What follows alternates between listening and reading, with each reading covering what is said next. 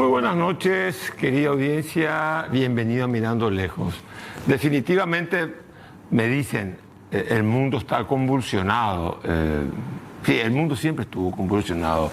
Hubieron épocas peores, hubieron épocas mejores, pero definitivamente una de las características de este siglo XXI y de las guerras modernas y de los conflictos modernos es que nosotros sabemos cuándo empiezan, pero no sabemos la escala que pueden tener los conflictos militares o los mismos problemas, como pasó con la pandemia, una cosa que en otra época podría ser inocua, tuvo una capacidad de contagio y produjo interdicciones en todo el planeta.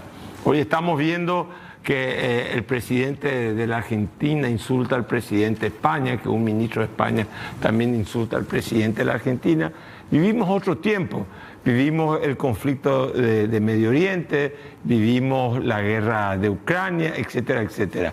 Pero ante esa situación, la pregunta es, nosotros los paraguayos, como nación, como pueblo, como proyecto de nación, ¿tenemos que estar dentro del mundo global o tenemos que salirnos fuera del mundo global?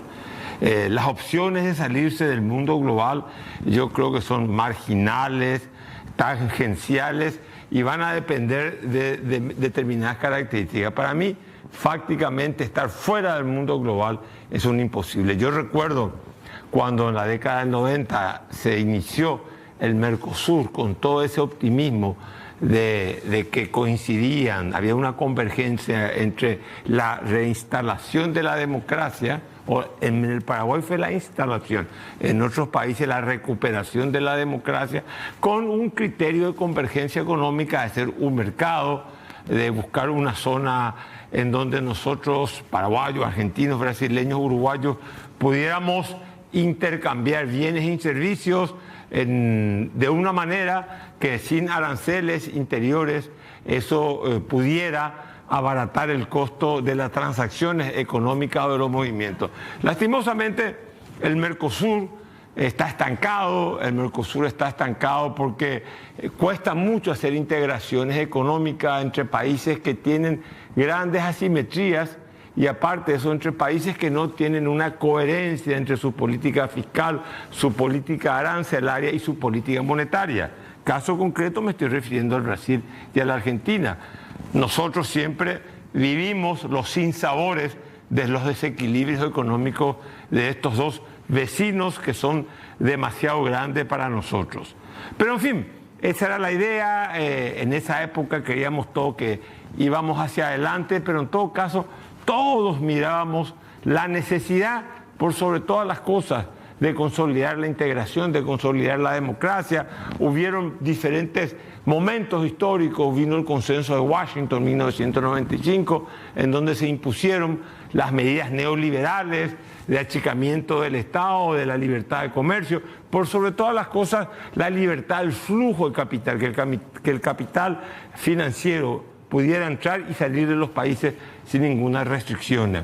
Luego vino a esas reformas, llamémosle esa década del 90 neoliberal, para ponerle un nombre, aunque siempre la realidad tiene matices y tiene ejemplos contrarios a lo que hoy estamos diciendo nosotros. También había modelos que no eran neoliberales, pero a partir del año 2000 se presenta en la región y no solamente en el mundo la emergencia de liderazgos populistas que cambian el rumbo, la gravedad de la política pasa a ser no lo económico sino lo social, la participación social, el discurso de distribuir riquezas, las asimetrías sociales dentro de la sociedad deben ser corregidas. Digamos, cambia el escenario local y también cambia el escenario externo de alguna manera.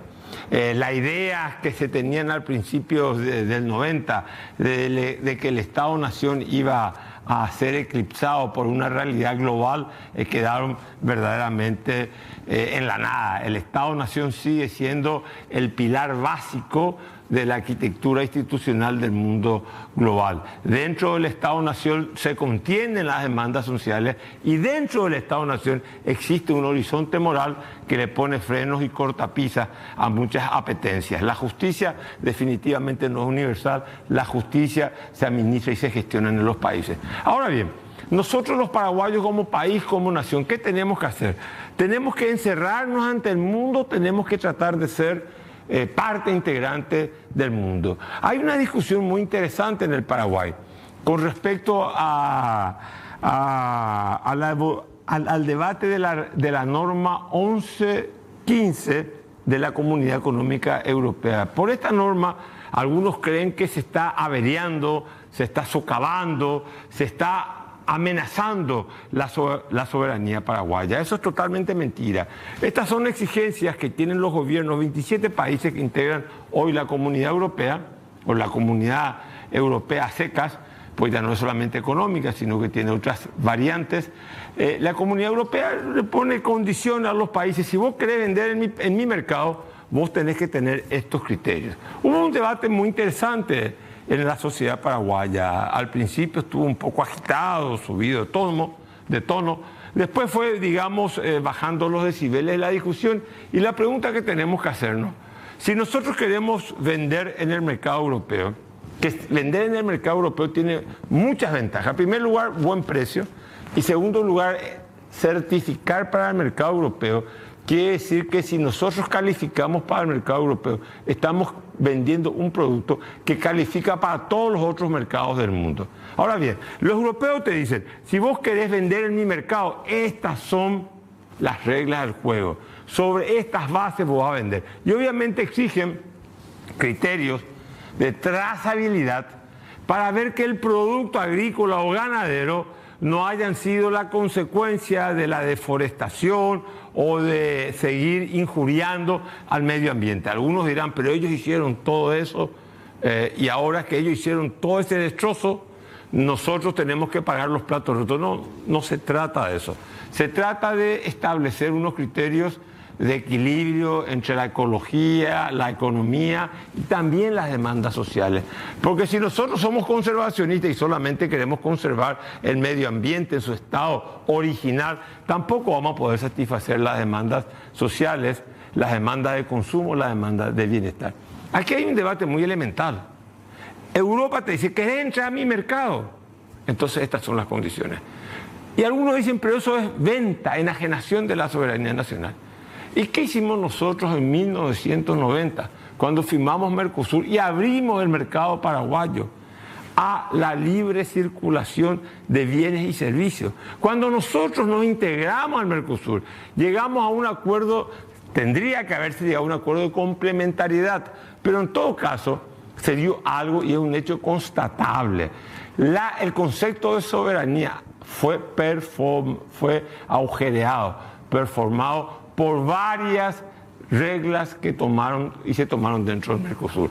Por lo tanto, si nosotros los paraguayos queremos conformar el mundo global, queremos ser parte del mundo global, queremos ser competitivos, hoy en día para ser competitivos hay que evitar el daño reputacional, también hay que evitar el daño al medio ambiente, hay que ser eficiente, hay que ser eficaz, hay que ser competitivo y no solamente querer vivir de las ventajas comparativas. La trazabilidad de los productos, hoy Paraguay ya está haciendo, la carne paraguaya es trazable, los productos paraguayos son trazables. Fortalezcamos nuestras instituciones que controlan la calidad de lo que nosotros producimos para poder vender al mundo.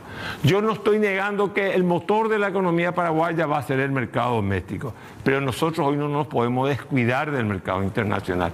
Gran parte del Producto Interno Bruto proviene de la exportación de la soja y de la exportación de la carne y de los derivados de ambas cosas. Y también la industria paraguaya ha ganado un porcentaje muy importante en materia de exportación. Por eso, seamos independientes en el mundo. No busquemos ser independientes del mundo. Enseguida vamos a hablar con la doctora Mirta Rodríguez sobre la psicología y la psiquiatría, y luego con la diputada Johanna Ortega, de dónde fue a parar la izquierda en el Paraguay.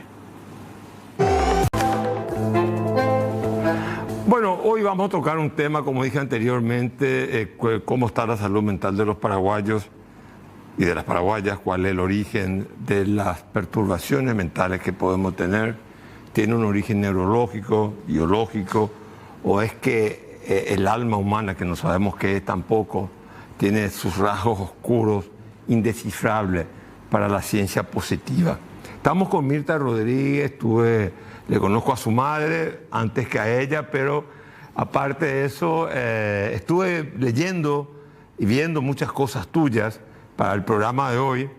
Y bueno, veo que sos directora de la parte psiquiátrica de la salud mental, ¿verdad? Y la primera pregunta que te quiero hacer, decime, la pandemia fue muy dura y tuvo consecuencias en la psicología o generó, o si no, no sé, en rasgos, no sé, psicológicos, neuróticos, depresivos, en la población en general. Sí tuvo. Realmente la pandemia fue catastrófica, y no solo para el área no solamente para la población con enfermedad, con COVID propiamente, ni para la economía ni todo, sino que en la salud mental tuvimos un aumento de las patologías mentales, sobre todo en el trastorno de ansiedad y en la depresión, y en la población infanto-juvenil. El otro día te escuchaba decir que me sorprendió esa cifra. No te referiste a Paraguay. 30% de la población mundial sufre de depresión. El 30% de la población mundial padece de depresión, y un gran porcentaje, como el 70%, no accede a una consulta.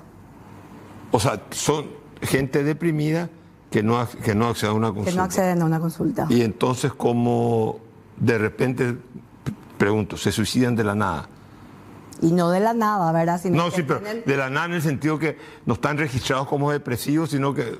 Así mismo. Y también no solo se pueden suicidar, sino que llevan una importante carga de discapacidad, ¿verdad? Que eso hace que no sean productivos, tanto para sí mismos, para su familia, ni para la sociedad. Esa discapacidad, ¿cómo es que quiere decir? ¿Son abúlicos, duermen mucho, son agresivos, se automarginan de los grupos? ¿Cómo se expresa esa discapacidad? Es una discapacidad psicosocial, ¿verdad? La persona se retrae, se aísla, puede tener alteraciones del sueño, insomnio o hipersomnia, ¿qué quiere decir? O duermen, no pueden dormir o duermen de más. También alteraciones en la alimentación, se restringen o comen de más, síntomas de ansiedad, pensamientos de muerte. Y decime una cosa, psicosomático, así el cuerpo... Alteraciones psicosomáticas, por eso. En todas las esferas cognitivas pueden haber alteraciones de la memoria, de la atención, fijación de ideas, todas las facultades cognitivas. En el corporales, los psicosomáticos, palpitaciones, sudoración, sensación de falta de aire. Por ejemplo, hay gente que dice, me duele el pecho. Así mismo. ¿Eso qué es depresión? Son síntomas ansiosos. Te pregunto, ¿cuál es la diferencia, discúlpame, una cosa muy común para vos, pero para mí no, entre la ansiedad y la angustia? Bueno, el trastorno de ansiedad, ¿verdad? Porque dentro de las clasificaciones, ¿verdad? Tanto del DSM-4, DSM-5 o del CIE-10, que clasifican las enfermedades, ¿verdad? Tenemos los trastornos mentales y de comportamiento. Dentro de los trastornos mentales, la diferencia, ¿verdad?, entre un trastorno... La ansiedad es un trastorno. La ansiedad en sí no es un trastorno. Es una reacción que cualquier ser humano tiene como ante... ¿El ansioso, el que está apurado, el que no tiene paciencia? No siempre, doctor, porque la ansiedad puede ser normal y puede ser no un trastorno ante un examen, ante exponerse al público. Pero mientras no interfiera en la funcionalidad de esa persona, no es un trastorno. ¿Cuándo se convierte en un trastorno? Cuando interfiere en la funcionalidad. Y uno de los síntomas de la ansiedad es la angustia. O sea, pero la angustia es el miedo. es el temor, justamente uno de los síntomas entre la angustia, que es el ataque de pánico o que es el Está muy de moda el ataque de pánico. O sea, digo, parece que te pregunto, todas estas enfermedades psicológicas Sí. O espirituales, o no sé cómo llamarlo, del alma, parece que se difunden, se propagan hoy en día de manera un poco más masiva que en el pasado. Las redes tienen algo que ver en todo esto. Sí tienen. Y la población, la población joven, que sí ya tiene mayor conocimiento sobre los trastornos mentales, entonces hablan. O sea que sí hay un mayor conocimiento. Pero las redes, el hecho de que todo el mundo hoy en día esté no sé cuántas horas al día, o trabajando en una computadora o pega, uno va a un restaurante y ve que están 8 comensales y los 8 están con el celular. Eso es muy nocivo. Eso es muy nocivo. Es muy nocivo. Claro, y no se relacionan, las personas tienen muchas dificultades para relacionarse de esta forma como lo estamos haciendo en una charla, por ejemplo. Todas las discusiones también lo hacen por WhatsApp o en un lenguaje. Si uno lee las redes, ¿verdad? Detrás hay parece que mucha ira, enojo, rabia, resentimiento en los comentarios, ¿verdad? Pero que no lo pueden hacer en una forma cara a cara, ¿verdad? Les cuesta relacionarse y descargan toda su ira, enojo, rabia detrás del teclado. Pero también todo lo que se ve hoy, toda la información a la cual uno puede acceder, o ver hechos de violencia, o violencia de otros países, o lo que vos quieras. Eso también influye en la psicología, esas cosas, porque antes uno se informaba de otra manera, más escasamente, con más tiempo, uno estaba más preparado para amortiguar los golpes de una información traumática. Hoy es al instante y es cruel y cruda. Influye muchísimo y sobre todo en los sectores vulnerables, ¿verdad? ¿Cuáles son los sectores en la población infantil? Que son chicos que tienen acceso a información que no está acorde para su edad biológica. También algunas personas, los medios de comunicación pueden interferir muchísimo, ¿verdad? En los casos de suicidio, pueden ayudarnos a prevenir, así como puede causar como un efecto dominó, ¿verdad? Si es que dan una información desacertada. La Organización Panamericana de la Salud, la Organización Mundial de la Salud, tienen un material que para los medios de comunicación sobre cómo comunicar hechos de violencia, autoagresión y heteroagresión.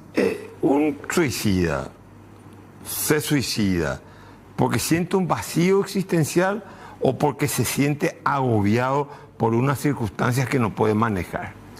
Porque se siente, realmente la persona que se suicida porque ya no aguanta el dolor que está llevando. No solamente, recordemos que no solamente una persona que padece de un trastorno mental, por ejemplo, una depresión, un trastorno bipolar, una esquizofrenia, se suicida, sino también muchos de los trastornos de la personalidad impulsivamente se suicidan. Claro que nunca vamos a ver lo que pensó un suicida antes de suicidarse, pero es cierto que cuando un suicida decide suicidarse, encuentra más calma que previamente a un estado de que digamos que lo abruma, entonces decide suicidarse, ahí encuentra un poco más, poder respirar con más calma. O sea, la decisión es una decisión llevada con calma, o una decisión llevada, digamos, abatido llega uno al suicidio. Llega abatido. Abatido. Llega abatido y buscando esa calma, ¿verdad? Pero no debemos romantizar tampoco, ¿verdad? El suicidio porque es un problema gigantesco de salud pública a nivel mundial, ¿verdad? ¿Aumentaron en Paraguay? Estamos con el 9.1% es la tasa de suicidio en Paraguay. ¿Y cuánto era antes? De 7.1. Eso fue post pandemia, antes. ¿Cuál es el tiempo? En la pospandemia tuvimos un aumento, así también como Uruguay. Uruguay pasó de 18% a casi 24%. O sea que todos los países de la región... O sea, los uruguayos se suicidan más que los paraguayos. Los uruguayos se suicidan más que los paraguayos. ¿Y a qué se debe eso? No, si hay cierta homogeneidad. Los dos tuvimos aumentos, ¿verdad? O sea, que los dos países... Pero 24% es mucho. Es mucho. Es mucho. Es un país lindo. O sea, lo que pasa es que están los fenómenos también biológicos, hay alteraciones en los neurotransmisores, están las patologías psiquiátricas y también el entorno psicosocial, ¿verdad? No debemos desconocer que una persona que tenga acceso también, por supuesto, que el consumo de sustancias. Espera, por parte, ¿se suicidan más hombres o mujeres? Se suicida, los intentos de suicidio son mayores en mujeres, pero los hombres los concretan más. O sea, el intento es mayor en mujeres, pero digamos el suicidio consumado se da más en varones. La juventud, ¿cómo estamos en materia de suicidio? ¿Hay una franja generacional que es más proclive al suicidio que otra? Sí, los adolescentes. Los adolescentes. Sí. Pubertad y adolescentes. Son más proclives. Sí. Que en el mundo. Toda esta filosofía de la igualdad de género, que vivimos otro mundo hoy en día, desde el punto de vista de la exposición de las relaciones humanas, de la igualdad, del género entre el hombre y la mujer, la expresividad de la preferencia sexual libremente. Claro que en Paraguay todavía tiene cortapisas, pero en el resto del mundo está bastante ya asumido. En Paraguay es más que nada social, digamos, de alguna manera, la represión.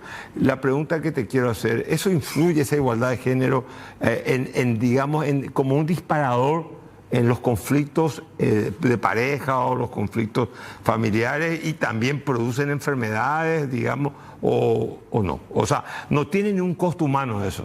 Asumir un nuevo rol, digamos, o sea, nosotros somos la generación en transición, quizá en 100 años va a estar totalmente normalizado el mundo, para esta generación que tiene que transitar ese cambio de paradigma moral y sexual. Así mismo, influye muchísimo y sobre todo en la población de adolescentes, ¿verdad? Que tienen que afrontar con la población académica, con la comunidad, con la propia familia, ¿verdad? Que tiene que afrontar un deseo o un cambio de identidad sexual. ¿Por qué razón los enfermos psicológicos o psiquiátricos se esconden y parece que tienen más vergüenza que una persona que pueda decir, no sé? O sea, decir que tenés un trastorno psicológico como decir tengo lepra, la gente te toma así a distancia. La pregunta es ¿por qué hay esa discriminación hacia los enfermos no sé, psiquiátricos, psicológicos? Porque hay mucho estigma, mucho tabú y recordemos que en el pasado, ¿verdad? Tanto los tuberculosos, los leprosos, los locos, como lo llamaban, ¿verdad? Eran ocultados por la propia familia y por la sociedad. O sea, que si había un almuerzo familiar, una persona que padecía de algún trastorno mental no salía y no compartía con la familia un almuerzo familiar. Entonces, históricamente, por eso, no de casualidad, el hospital psiquiátrico está sobre Venezuela, está el Centro de Adicciones, está el Instituto de Medicina Tropical, está el INERAM, ¿verdad? O sea, que los tuberculosos, está el Pronacida, los tuberculosos, idosos y los locos. Están todos juntos. Estaban, claro, históricamente, la historia. Hoy día, ¿verdad? Nosotros venimos haciendo todas las campañas de promoción y prevención de la salud mental, ¿verdad? Desde hace mucho para romper ese tabú y ya no creas que actualmente la gente acude y en todos los estratos sociales ya no está tan estigmatizado como en el pasado, como dar vueltas de ir, voy primero al clínico, voy al neurólogo, a todos los lugares, pero direccionar hacia el psicólogo o el psiquiatra era muy difícil. La gente se escondía. Sí. Ahora, una pregunta. Yo voy a la droga. Sí. Necesito droga, porque ya tengo un desequilibrio hormonal, en la hipótesis que las enfermedades del alma fueran de origen neurológico, biológico, tengo un desequilibrio o experiencias humanas que me fueron muy traumáticas, o voy y prefiero la droga solamente porque es una oportunidad de tener otro tipo de existencia. ¿Por qué el joven mayormente, digo porque se inician. El joven mayormente por curiosidad. Muchos por curiosidad. No por un desequilibrio. No, al contrario, ¿verdad? El consumo perjudicial ya de una sustancia puede gatillar un trastorno mental. Hay que recordar que la mayoría de los trastornos mentales se desarrollan entre los 15 y 18 años de edad, ¿verdad? Entonces, ese periodo esa etapa de la adolescencia es de crucial importancia justamente como para evitar, porque la droga puede ser el gatillo de una enfermedad psiquiátrica. Que te quería tocar el presupuesto, te voy a tocar ahora porque me parece, te estaba escuchando, el 1,8% del presupuesto de salud va a las enfermedades psiquiátricas. Sí, poco más que el 2, un poquito, ahora, casi llegando al 2%. Al 2%, o sea, que equivaldría casi nada a la ley de presupuesto. Sí. Realmente los países que tienen, que apuestan a mayor inversión en centros comunitarios de rehabilitación psicosocial, ¿verdad? Por ejemplo, una experiencia del Brasil y del Perú, que aumentaron el presupuesto invirtiendo más en centros comunitarios y llegaron al 4% del presupuesto general. Ahora bien, en la psiquiatría o en las enfermedades psiquiátricas, las políticas de salud preventiva parece que no funcionan o no se practican. Uno toma una política de salud preventiva, qué sé yo, para evitar epidemias, para evitar a los mayores, se van, le visita, o que se hizo acá un ejercicio, y todo, creo que todavía se sigue haciendo, pero en materia psiquiátrica, ¿existe la medicina preventiva? Claro que sí, la promoción y prevención de salud mental, solo que al estar tan estigmatizada y con tanto tabú, es muy difícil también, ¿verdad? Porque yo recuerdo que antes de la pandemia teníamos reuniones con los colegios y con otras colegas, con psicólogas, decíamos hablar, no permitían hablar, porque ¿cómo nosotros prevenimos el suicidio? Hablando del suicidio. ¿Cómo prevenimos el consumo de sustancias? Hablando de las sustancias. Y una supervisora nos decía en aquella época que no íbamos a hablar de eso en el colegio, porque íbamos a incitar al suicidio o al consumo de sustancias, siendo que la evidencia científica es totalmente diferente. Cuanto más uno habla, uno está causando está promoviendo y está pudiendo prevenir suicidios que se puedan consumar posteriormente. Mira, yo acabo de terminar un libro que se está publicando, se llama El elevado precio del honor. Es un capitán alemán, marino, la primera batalla de la Segunda Guerra Mundial en el Río de la Plata. Él combate el primer round, el segundo round no puede combatir por su barco está averiado, salva a su tripulación de 1050 hombres, va a Buenos Aires y en Buenos Aires se suicida por honor. Él no tenía ningún desequilibrio mental, era un hombre muy estructurado en la escuela militar, estructurado de una familia luterana, cristiana, pero muy ortodoxa, y una formación. Su padre era miembro del Tribunal de Justicia, o sea, un hombre también adentrado al derecho, que ella había luchado la Primera Guerra Mundial, después luchó en la Segunda, el comandante de un barco muy famoso, el Gran Speth. La pregunta, él se suicidó por honor, por honor. Esa es mi conclusión. Yo después digo que los suicidas siempre buscan una segunda muerte, ¿verdad? Pero eso ya es aparte de especulación del autor. Mi pregunta que te quiero hacer, ¿todavía hay ese suicidio por honor? Porque yo tengo que salvar el honor de mi barco, de mi bandera, o ese concepto del honor tampoco nunca fue muy practicado. No. En los suicidas. No, realmente que hay bastantes mitos también con respecto al suicidio, ¿verdad? Que uno tiene que ir derribando, o se suicida por amor o se suicida por honor. No, realmente el que se suicida lo hace para acabar con ese sufrimiento, o como bien también en forma impulsiva por cuestiones económicas, problemas de pareja, eso en forma impulsiva. Mi personaje tenía un dolor adentro, vos decís. Probablemente tenía un dolor. Que la derrota, la denigración, porque él... Que pasó por muchas... No, él preparó todo y se pega un tiro, pero con la frialdad. Gélido era un hombre, se pegó un tiro. Escribe carta antes del suicidio.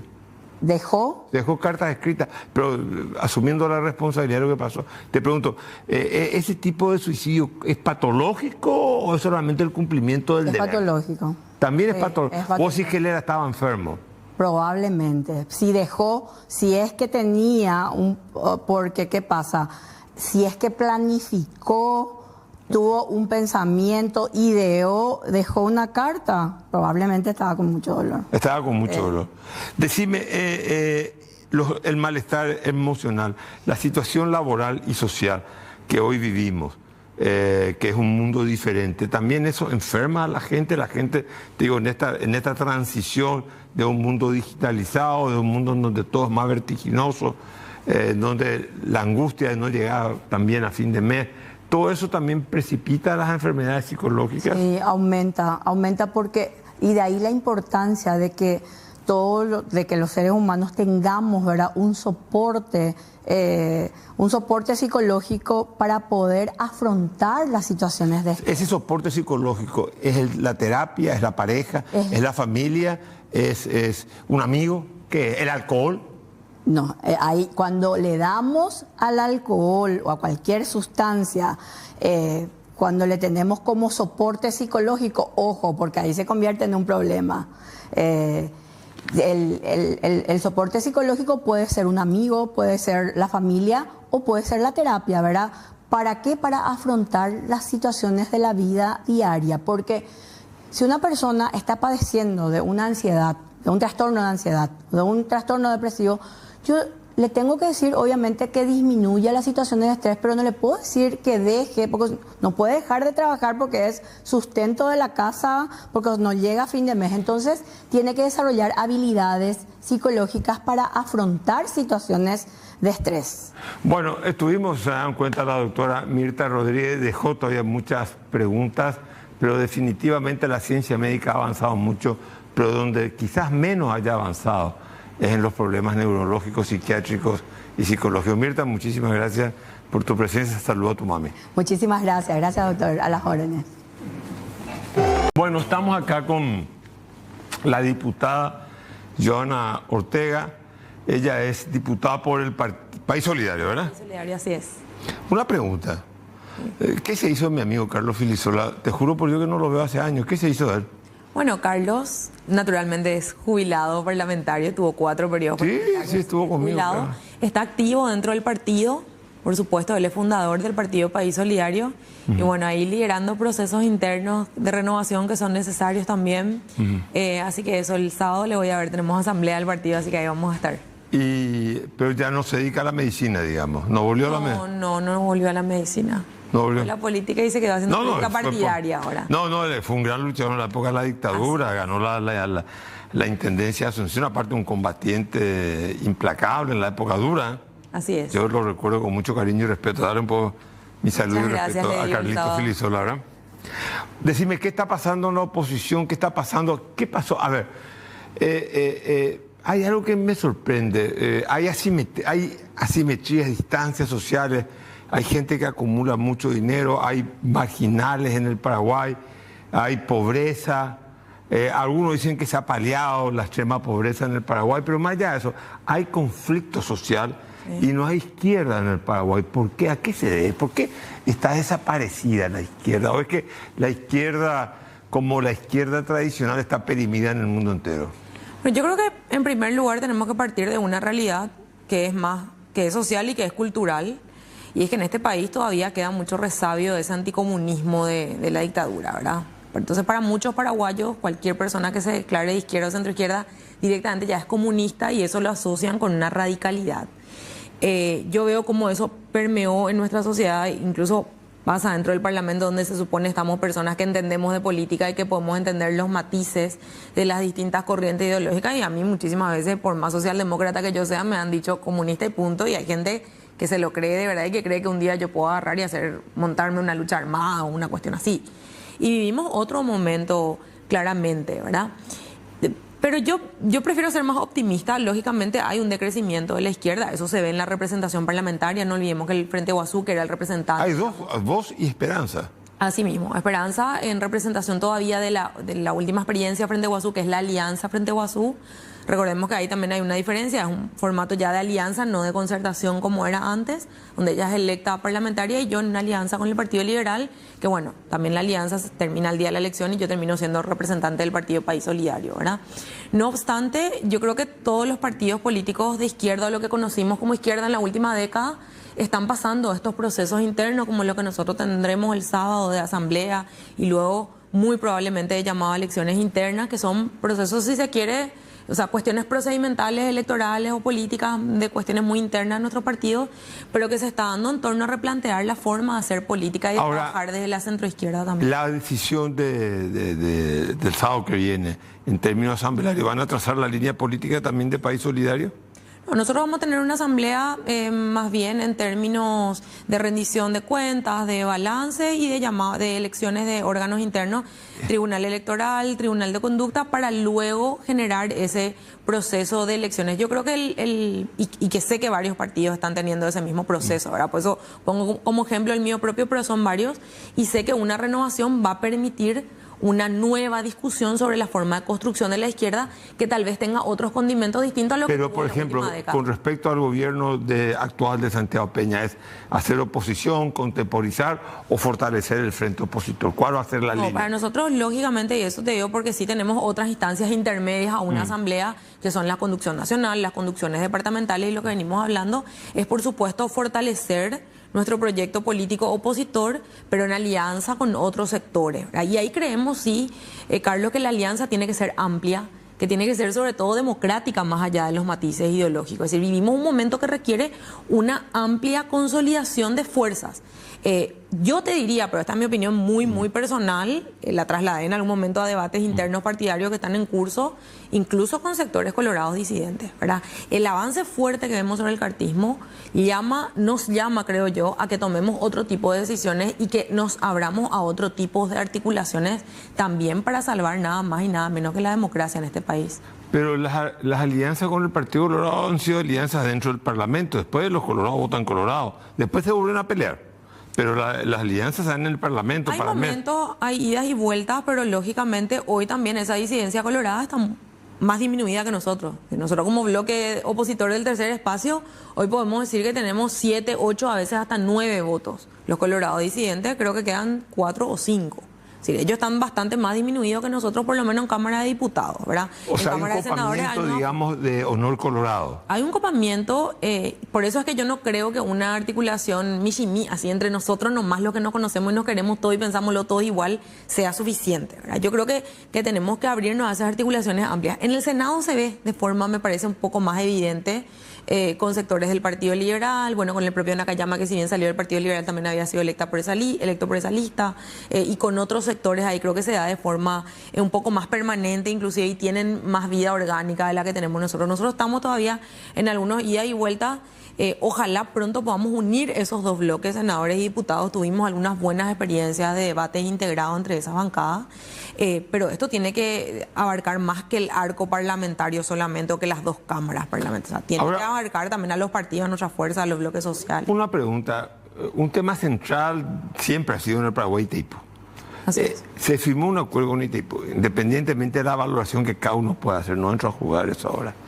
No he leído una sola declaración de un partido político de la oposición que haya dicho estoy a favor o estoy en contra, o estoy medio a favor y medio en contra. O sea, pues se puede tener una situación intermedia. Esto estuvo bien y esto estuvo mal.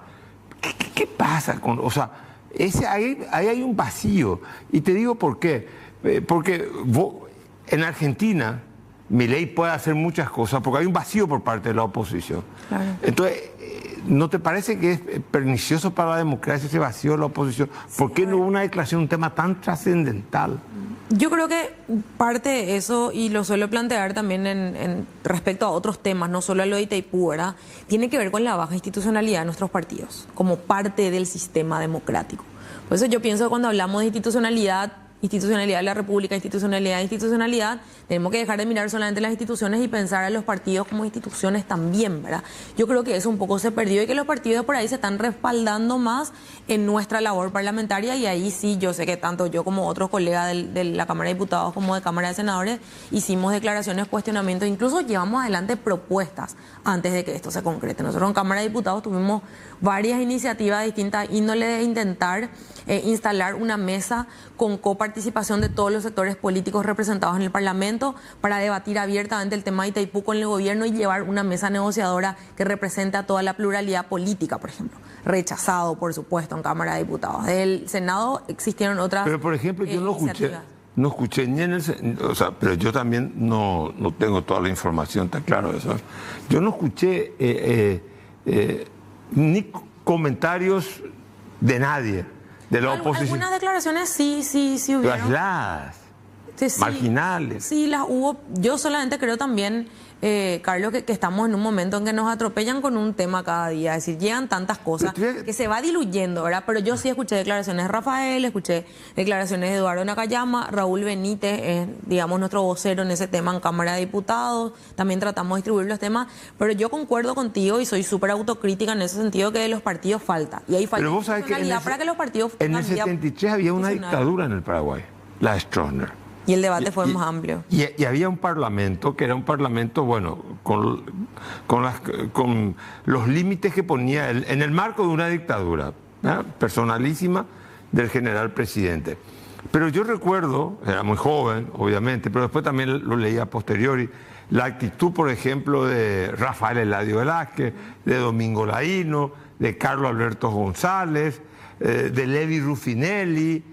O sea, el debate estaban presentes de los artículos de Efraín Cardoso sobre, digamos, sobre el Salto del Guairá. ¿Qué pasó? O sea, ahí es lo que a mí me preocupa, que muchas veces, te lo digo con franqueza, la oposición está enfocada en el cartismo y hay una realidad social que le supera al cartismo. Y se perdió 3 veces con el discurso cartista y narcotraficante. Y sin embargo hay una realidad social compleja, con mucha complejidad, y que no veo que la oposición esté conectándose con ella. Paraguayo Cuba, haciéndose de loco, conectó con eso, ¿no? Tal cual. Y falta articulación, o sea, definitivamente falta articulación. Como te decía, yo soy súper autocrítica en ese sentido, creo que nos falta hacer la tarea en muchos temas, ¿verdad? No solamente en el tema de Itaipú, hay otros que también la vorágine un poco parlamentaria y esa mayoría aplastante en ambas cámaras lleva por delante, plantea otro tema, entonces la semana siguiente tiene otra cuestión y se van diluyendo los temas, por ahí no se toman con la importancia, pero porque yo repito esto y recalco siempre, faltan estructuras partidarias que funcionen, partidos que estén pensando en la política y que acompañen la labor de sus parlamentarios, de sus intendentes, de sus concejales y que produzcan ese pensamiento también y esas herramientas para la articulación, para la oposición, tanto discursiva como en la práctica, como de movilización, como un montón de cosas. Es también cierto que nos ha costado movilizar gente muchísimo en este casi primer año del gobierno de Santiago Peña y casi primer año de periodo parlamentario, ¿verdad? Ahí falta mucha articulación y yo creo que falta un entendimiento también de lo que la gente necesita o espera de nosotros, ¿verdad? Yo tengo esta conversación de forma muy frecuente y muy franca y abierta con mi colega. Le digo, ¿será que si salimos todos en una foto y decimos todo lo mismo, será que esto es lo que la gente espera, ¿verdad? Te quiero hacer una pregunta, te saco el contexto paraguayo para después volver a él. Esta discusión parece medio histriónica entre Milei y el gobierno de España, que está llevando a una tensión diplomática innecesaria en 2 países tan compenetrados como la Argentina. El 40% de la población, me imagino, descenderán de españoles, de gallegos, como dicen ellos. Mi pregunta que te quiero hacer, ¿esto es producto de la chabacanería política que se puso en medio por las redes? Porque hoy en día, digamos, están los ingenieros del caos, o sea, hay que generar caos, discursos histriónicos fuertes, y con eso llamar la atención. Hoy la política tiene espectacularidad más que doctrina. Hoy la política es posicionarse ante las cámaras y no tener, digamos, una coherencia en la acción. ¿Cómo explica todo eso? Yo creo que estamos viviendo un cambio de formas de hacer política que antes no habíamos visto. Como que todo se pone de nuevo en cuestión, todo se pone en discusión y hoy hasta pareciera que se pone en discusión de si un presidente puede ir al propio país de otro, hablar mal de él y de la esposa. Algo impensado hace 20 años en la política, desde la lógica diplomática, desde la lógica del relacionamiento de dos países, realmente impensable, ¿verdad?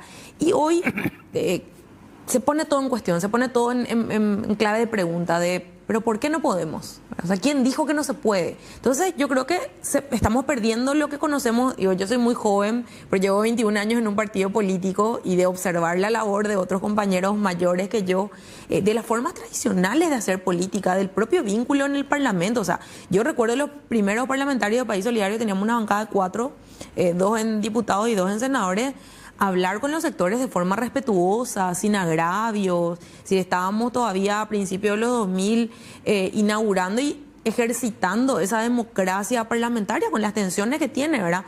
Pero hoy creo que vemos eso acá, vemos eso en España, vemos también la irrupción de una extrema derecha que viene a lo mejor a dar algunas respuestas que la propia derecha no daba y a poner todo de nuevo, como decía, en cuestión, ¿verdad? Me preocupa porque a veces hablo de derechos humanos como algo que tenemos incorporado, internalizado y asumido, y hay gente que te responde, por ejemplo, cuando hablamos de que los presos tengan derecho a comer, y hay gente que te plantea, no, pero ¿por qué la gente que está presa, que cometió un crimen, tiene que comer? ¿Verdad? Son ejemplos muy ridículos, ¿verdad? Algo así. Pero se pone en cuestión, y eso, lo peor es que eso tiene una respuesta ciudadana. Es decir, hace eco en la sociedad. Entonces, yo a veces pienso y digo, será extremo pensar, pero Hitler empezó así. Hitler no era el único que pensaba que la raza aria era suprema al resto. Es decir, ahí había gente en la que hizo eco, un discurso y un relato, una narrativa que él vino a presentarle a la sociedad alemana.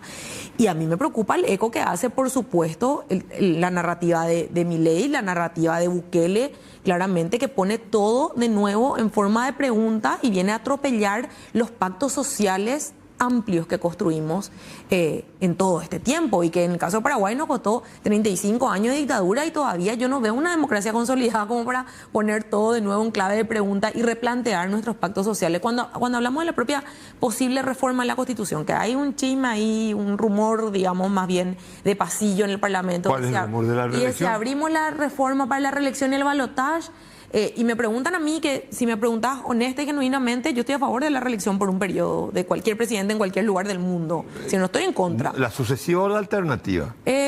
Y podemos poner en discusión, digo, no estoy cerrada, pero estoy de acuerdo en que una persona puede ser electa 2 veces, ¿verdad? Y podemos buscar la fórmula en que eso sea más sano para la democracia.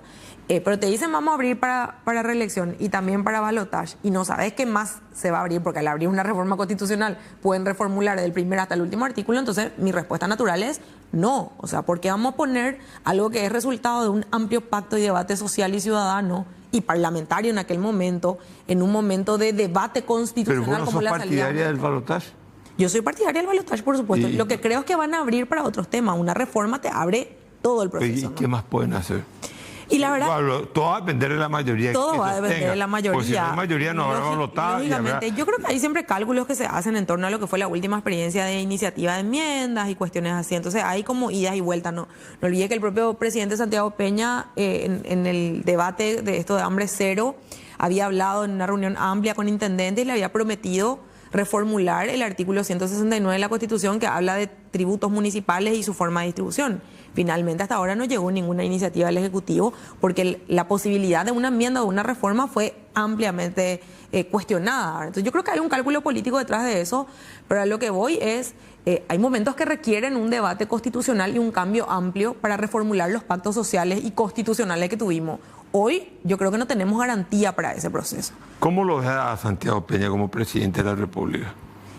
Yo le veo a un presidente que a veces da señales que parece que son buenas, a veces en muy escasas condiciones, ¿verdad? Ahora ni siquiera se me viene un ejemplo. Y quiero creer que es un presidente democrático, pero que tiene un liderazgo muy débil, muy débil. ¿Él no es el que incide sobre las bancadas de diputados? Te pregunto porque esta es tu área. Yo creo que hay personas que responden a él y hay personas que responden a Horacio Cartes. Y que en ese juego navega él aguas grises tratando de generar un... Pero él ya tiene un liderazgo propio en la Cámara de Diputados. Yo creo que en su entorno sí. No dirían toda la bancada de Honor Colorado, ¿verdad? Pero yo creo que sí hay personas que son más afines a Horacio Cartes, que que conversan con el presidente, que naturalmente hacen acuerdos, que si el presidente pide que pasen una reforma, hasta ahora el Congreso ha apoyado todas las reformas que él envió, que yo creo que salen genuinamente de él y de su equipo técnico más cercano, técnico y político en algunos casos. Yo creo que hay en ese sentido un orden, una disciplina, pero hasta que Horacio diga. Sí, creo que si Horacio... O sea, para vos el poder fáctico es Horacio, no es el presidente de la República. Lógicamente, yo creo que si en algún momento él quiere algo que Horacio no quiere, Horacio va a llamar y va a decir esto no, y va a ser no. O sea, yo creo que finalmente van a ser coherentes, digamos, conseguir el primer liderazgo que siguieron todos los que hoy están. Pero, sin hacer un juicio de valor sobre eso, mira, creo que hay un poder fáctico detrás de él. Hay tres posibilidades de conflicto, o dos posibilidades de conflicto dentro del escenario político paraguayo. Uno sería, que yo no creo que exista esa hipótesis, pero la estás planteando vos, una suerte de tensión Peña-Cartes. Y la otra es Mario Abdo Cartes. No hay la tensión oposición-gobierno. No, yo creo que... O sea, lo que mueve todavía es lo telúrico, la posible entre Santiago Peña y Horacio Cartes. Que yo no creo que suceda también. Digo, sí sucede, como en un hipotético caso, pero yo tampoco creo que suceda. Yo creo que hay una coordinación y planificación. Pero la oposición no genera una tensión. Todavía no. Que tiene que ser el polo contrario. Yo creo que todavía revertir los resultados que tuvimos el 30 de abril pasado nos está costando mucho. ¿Y por qué? Sí, estamos acostumbrados a perder. No, te lo digo. Bueno, yo te digo no, estoy de acuerdo. O sea, la única que ganamos elecciones fue en el 2008, después nunca más. Ganamos también en la vicepresidencia con Chuchito Franco. También. Y yo me acuerdo, estaban muy involucrados en la campaña. Bueno, claro, en dos, vos tenés dos victorias. Bien, yo una, como soy un poquito más joven, una. Yo creo que todavía nos falta reponernos de esos resultados. Yo creo que estuvimos honestamente muy golpeados. Creo que el tercero en cuestión, que es Paraguayo Cubas, es un personaje que pone trabas a la unidad de la oposición todavía. Yo espero que deje esa posición de poner trabas, de poner obstáculos. Y en primer lugar, porque naturalmente los que venimos de una oposición más tradicional, digamos, desde dentro del sistema, porque él se plantea como antisistema, ¿verdad? Desde dentro del sistema, lógicamente pensamos en un proyecto de oposición que tenga que ser, por supuesto, democrático, radicalmente democrático ante lo que tenemos con el cartismo. Sí, yo creo en un proyecto tan radicalmente democrático que pienso en conversar incluso con colorados disidentes, si se trata de articular un frente democrático en esos términos, ¿verdad? Y de dejar los matices ideológicos y demás. Y Paraguayo Cubas es un personaje de la oposición, yo creo sí de la oposición, pero que todavía no dirime entre sí. Que lo ves más autocrático. Claro. Que él todavía no dice claramente, incluso en algún programa dijo, que compartí con él, dijo, mi proyecto no es democrático. Entonces, eso pone un obstáculo a la construcción mayoritaria que podemos hacer. Si él todavía, que yo no creo, pues yo creo que las elecciones son una foto del momento, si él todavía tuviese sus 700.000 votos, con suerte, si los tuviese, porque también tuvo un montón de fugas en el Parlamento, y bueno, a partir de esos 700.000 votos le sumamos los demás votos, yo creo que tenemos posibilidad de construir algo en este tiempo. Me voy por una pregunta, pero sí o no. ¿El liberalismo va a tener un protagonismo central para la próxima alianza, concertación, acuerdo de la oposición, sí o no? ¿O va ya a entrar como un actor secundario, sí o no? El nuevo liberalismo, sí. Ok. Estuvimos con la diputada Johanna Ortaga de País Solidario, suerte el sábado. Como diría mi amigo Humberto Robín, una noche más.